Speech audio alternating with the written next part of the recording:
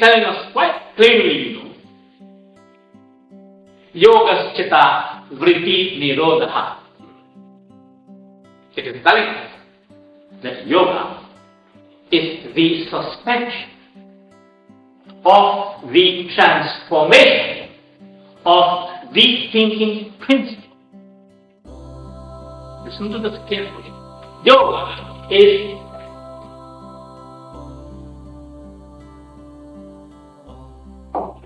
yoga is the transformation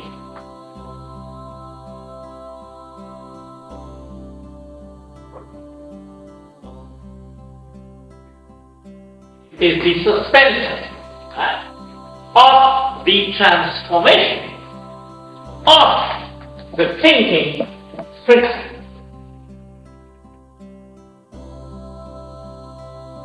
If a thought is already started, you can do very little about it. It is just like holding the pistol in your hand and you pull the trigger. Once the bullet shoots out there, very little you can do to bring it back because it's gone.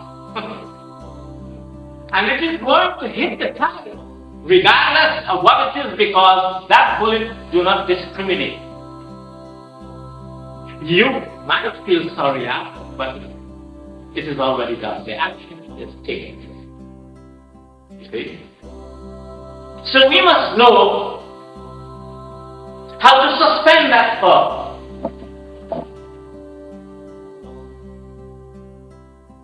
Before it goes.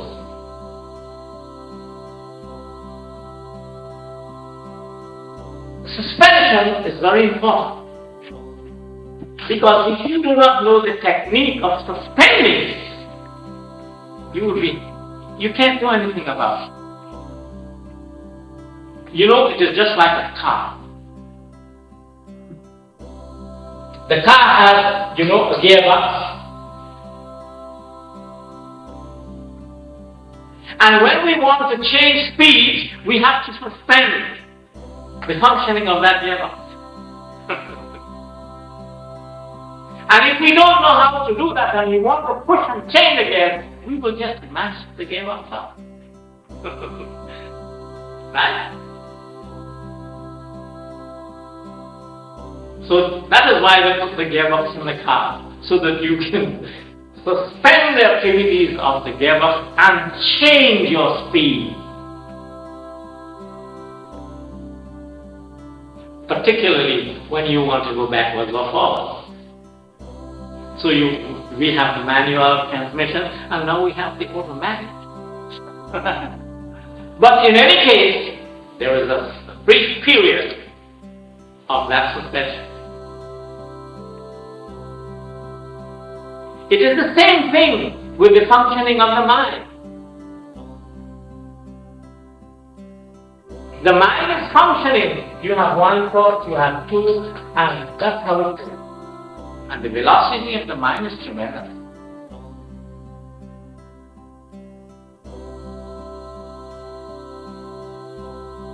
The velocity of the mind, the capability of the mind, the power of the mind is fantastic. 99.99% of the people don't know this function, this velocity, how to control it, how to use it, how to concentrate it. Because we spend all that time outside. We want to do this, we want to do that, we want to go here, we want to come here, we want to go into business, we want to become billionaires, and so we spend all our time outside utilizing that energy. And then the mind becomes weak. Your mind needs energy to function. And when that energy becomes low, when it runs out, the mind becomes tired.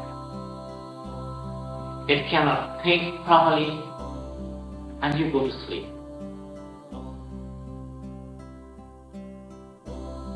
You go to sleep not because you need sleep. You know this idea that what the doctors are telling us, you must sleep 8 hours a day, is rubbish. Because some people sleep up to 16 hours a day and they are still not weak.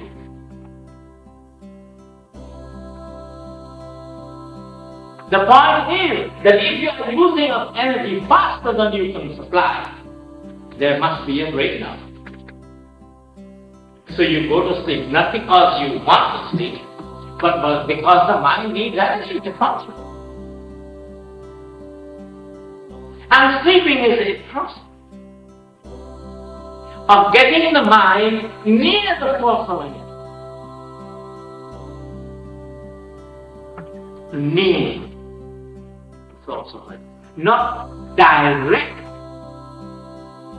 in contact with the energy. Near it.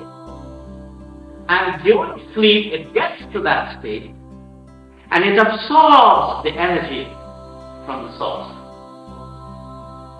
And as soon as the mind is regenerated enough energy, you don't need an alarm clock. And if your body or the mind does not get enough energy, and you wake up before that regenerating period, you feel very hazy. The mind is not functioning as it should. It doesn't have the awareness it needs. And sometimes that takes sometimes up to a few hours so that the person begins to be back to normal. So we have to know, right, how to get the mind to a conscious contact with the source so that it will be getting energy from the unlimited source. Right? Then you don't need sleep. It is only ignorant people sleep. Right? Of course, it's a very strong word to use, right?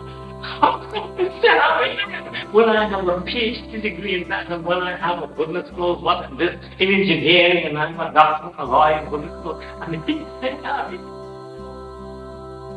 But here we are speaking from the standpoint of wisdom. And when we are using the word illumination, right?